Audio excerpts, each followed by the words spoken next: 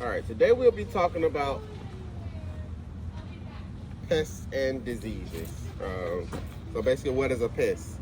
A pest is any living thing, plant, animal, microorganisms that is having a negative effect on human lives. So today we'll be talking about pests in gardens. And these pests can be anything from like unwanted weeds, that's a pest, fungi, nematodes, bacteria, viruses, mites, birds, rodents, deer, raccoon, even people can be pests at times. People, farmers spend thousands and thousands and thousands of dollars each year trying to get rid of pests. And when you're trying to figure out what pests you have to classify your pests. So one is the pest with vertebrates. So that's any rodent that has and not any rodent, any pest that has a backbone, which is birds, reptiles, mammals, raccoons, all of those. Those are your vertebrates, and your invertebrates are the ones that do not have a backbone. And that's your insects, your spiders, your ticks, your slugs, your snails, all of those things. And while classifying what type of pests they are, all of these different pests, they attack different parts of the plant. So they have different access points where they try to get their nutrients or where they feed off of. So your stem borers are your moths. Your root feeders are your beetle grubs and your yam beetles. Your leaf miners, your grasshopper, locust, beetle, caterpillar, hornworms. And then you have your shoot feeders, which is usually up around the leaves and all of that stuff. You have your aphids and you have your mealybugs, which is a big problem. Then you have your fruit seeds eater, like your fruit moths and your fruit flies. And all these are different pests, but they attack different areas of the plant.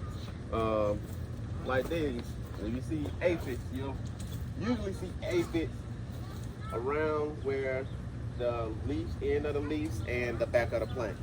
And if you're starting to see it around the front, that means it's pretty much an infestation. You need to pull that plant out. Now all these pests can do really, really, really bad damage in your garden if you don't have any preventative measures, or once you see that as a problem, you go ahead and take an effort to get rid of that issue. Because if not, you'll have an infestation, and one plant can end up infecting your entire farm or your entire garden.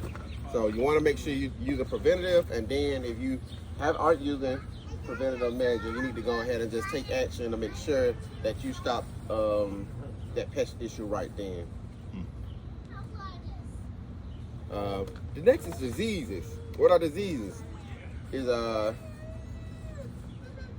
A disease is an impairment of a normal state of a plant, interrupting modified and vital function. So if these plants you see around here, some of them may have, like that one right there, have powdery mildew on it. You can start see that it's starting to curl up.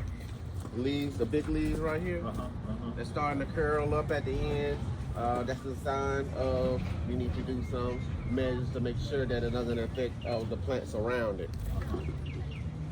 And for diseases to become actual diseases, they need three things, and those three things are the pathogen, the environment, and the host.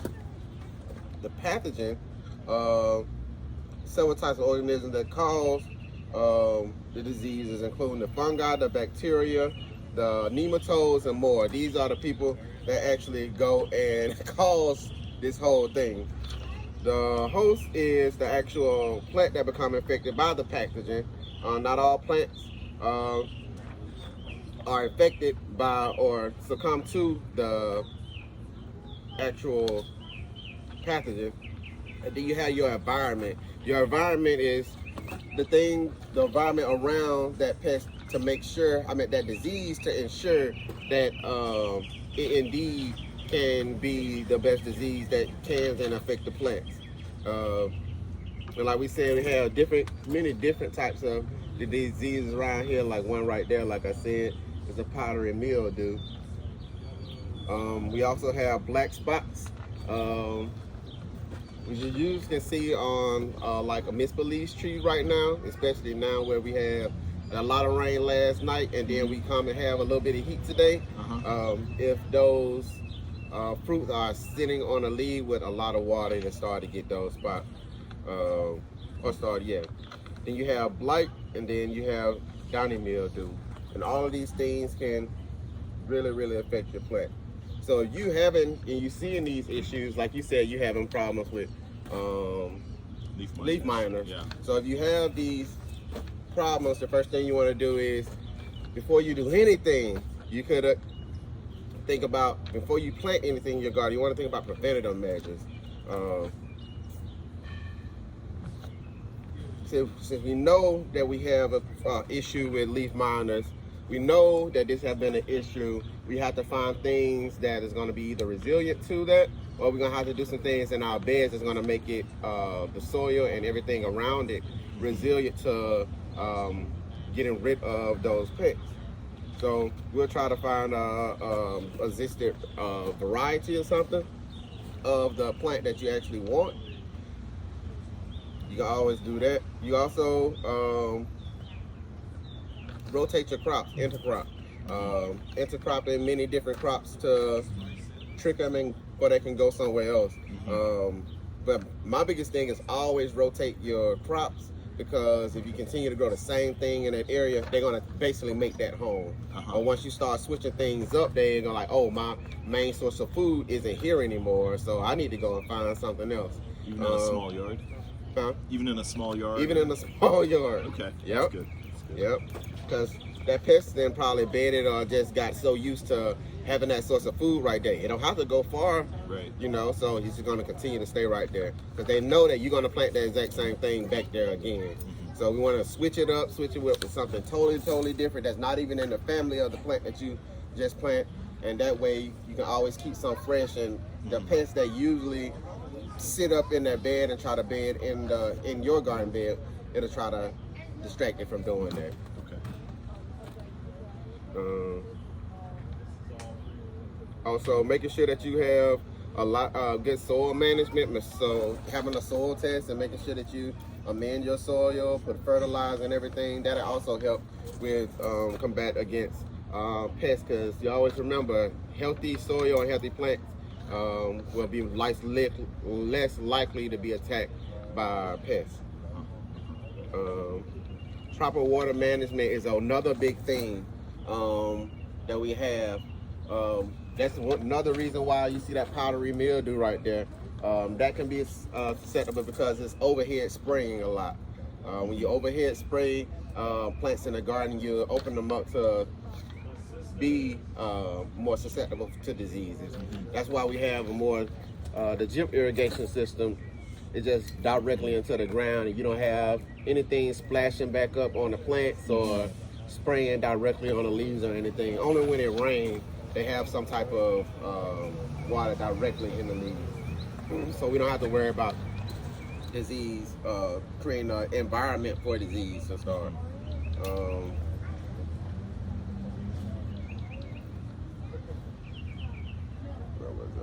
Proper water, conservation, promotion of natural enemies. Yes. If you see like problems, a lot of people always want to make sure that they're not killing beneficial insects in their farm, on their farm. So always look up the pests that you want to actually get rid of before you get rid of it, and see, is that a pest you want on your farm playing that role? So you might have a lot of wasps on your farm, but you also have a lot of caterpillars. So that's a source of food for them. Are you going to allow them to eat the caterpillars, or are you going to just mainly get rid of them, and then you're going to continue to have that wasp issue too? So they're going to also try to look for food too. They just eat on the caterpillars. Oh, but they don't like damage the plants. Nah. They're helpful. Yeah. So Gotcha. So a lot of these can be trade-offs. You'd be like, I don't want neither one of them. So yeah. I like the wasps. I have a lot of wasps right now. Proper sanitation is another big thing because we don't really think about it, especially going to people farms and being on farms, going to different stores, like wearing your boots on your farm and then going directly to somebody else's farm. You may carry something over there and infect them, so making sure that you wash your tools off before bringing them back or letting somebody use them. All that stuff can introduce disease into your farm, and you don't. The smallest thing like that can like totally introduce that disease to your farm. So if you have any tools, make sure you wash them before bringing them to your farm and actually using them, because you just don't want to introduce stuff. Even like be telling people when they use like tillers and stuff, make sure you spray it down before you actually go into and put it on your farm. So because it may came from a farm that really didn't do a lot of cutting beforehand, so it may be some weed seeds up in there, and now those weed seeds are in the bottom of the tiller, and you're introducing that into your farm too. So all that heavy equipment, make sure you spray it down or sanitize it before you bring it on your farm, because it can introduce disease. Cover cropping is another big thing that with pests and disease. Cover cropping is going to give you, like I said, healthy plants, mean they're less susceptible to getting having pest and disease issues. So cover crops going to give you nutrients back into the soil once you terminate them. They can be, depending on the cover crop, can be used as a live mulch. That's what I was talking about, like with the clover. You can use that as a live mulch to walk on if you like in your pathways, or you can use this as a significant ground cover to make sure it covers evenly and less likely for weeds to come through. You also, depending on what you're going for, like I said, you can have more bulkier type cover crops that have more fibers in them, like your sun hemp or your sunflowers. Those you can plant them fairly closely together and you still get a lot of organic matter, and that can be broken down. Like I said, it can be crimped and it can be used as mulch also. You can plant directly into that. So once you push it down and let it decay, you just go in and plant directly into that. You don't just move the cover crop back and you're good to go. So that's a great method that many people use, cover crops. You can use sunflower or clover. Sunflower, clover, all those are pretty good. And does the clover, what is, I think I heard you say clover is like a nitrogen fixer? Yes. Or? Clover, all the legumes. Where would I get clover seeds? Jefferson Feed or? Yeah, you can get it from like the feed store, red clover, white clover. A lot of them you will see in like the hunting areas. So you see with a large deer on the front of it. They just use that to plant in deer fields and stuff like that. So I think the last one back that we got, it had a big deer on it, but it's just regular clover that you plant out. And then trap plants. So another thing, a lot of people can put like different plants around, like trap plants to put around the borders and different things, so the pests can attack those and not their actual plants. I know a lot of people do it in Alabama. They'll plant peppers around the border of their gardens to try to like distract the deer or try to get rid of the deer from out of there. But I only seen it work a couple of times. But that's mostly for animals, not for like bugs. Not for really like a lot of bugs, like a lot of people may use like marigolds and stuff like that and incorporate it into it for like pest and disease management, more flowers and stuff. But I seen them using the trap plants more for animals and rodents and stuff like that.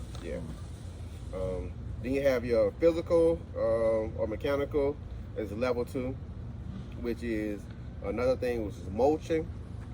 It's a great way to break down on your pests. Like I said, a lot of the weeds that we have, we want to keep them suppressed because that's going to heavily affect the productivity of our cash crops. So if we mulch, that just lessen the chance that we have a lot more competition around our cash crop. Canopy management, making sure that we understand and look at everything around us, because it can easily, like everything right here, we can go over here and look at nothing's going on, but if we don't look up under here, we'll never see, like, you have a couple bugs and stuff under here. Spots, a couple spots and stuff. So making sure that you look at all your plants and understand like what's going on, because something easily can be looked over and in a week it can cause a significant problem. Solarization.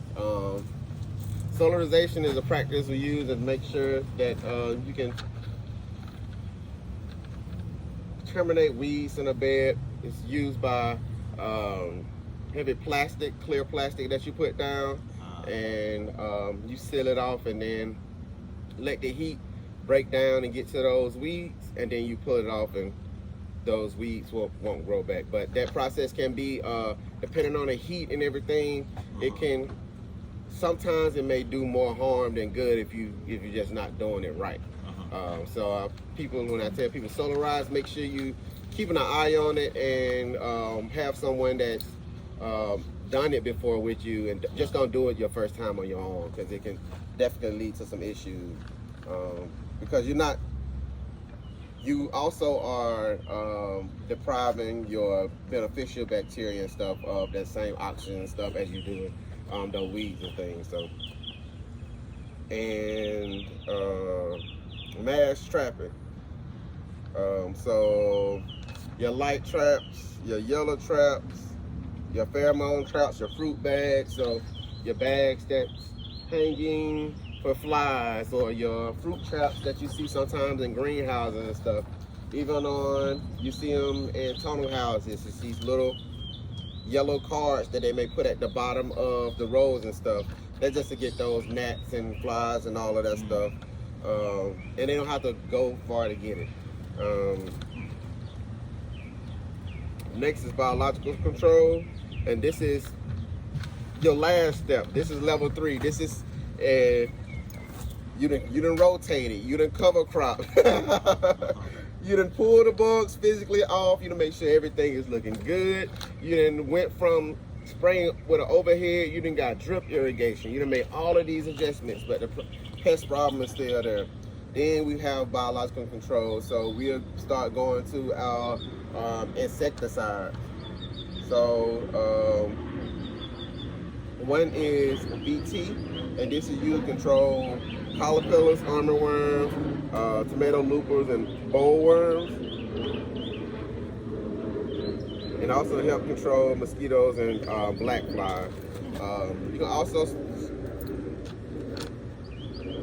also use this. I just lost train of thought. I thought I said beetles. Yeah. The next one is neem oil. I feel like these is one of those things that each farm just a garden need. It's like one of those. It's almost like if you want to have a shovel, a hoe, a stirrup hoe, you need neem oil. It's just one of those things, and these help with array of pests, so aphids, the loopers, all of those. They will help with this. And so there's no neem oil in the preventive section, though. It's only once there's a pest present. Yeah, pretty much. Because you done did all of those things. You're trying not to spray anything. Right. But if you have to, that'll just be your last resort. This is spray the neem oil and stuff. That's just like the pyrethrum and pyrethrin. Last result, and you do not want to spray those until you do not want to spray those so early morning or late in the evening, because if you do, they'll kill beneficial insects and everything. So your bees, all of those, it'll be very, very harmful to those. So you want to make sure that you stay away from those things until they're your last result. So BT, your neem oil would be definitely a big help. If you have things like ants, the problem with ant beds, I always use instant grits. It's a great way. Just go in, stick a hole, and just pour the instant grits down in there, or sprinkle a little bit on top. That way they'll eat it in about a week or so, that everything will be good. And you just go and knock everything down and replant. For the most part, yeah. Instant grits. Instant grits. And so, they eat them, or they? Yeah, so what they do is they eat them, and they pretty much choke them, because once they eat the instant grits, they just swell up. The water, yeah. Oh, interesting. Yeah. Huh. Put that one on the... Yeah, there's a trick. We always have boxes of instant grits. So that's one of the things that I always look at when I go into the store. And I'm like, oh, they got a sale. Let me go on and get a couple boxes for this year. And you know, if you get the little variety pack, it's gonna last you a year or so. So if you get a couple, you're not worried about them going bad or expiring, because they specifically for this reason, you know. Yeah. And unless you have a huge ant problem, then our box should do you well.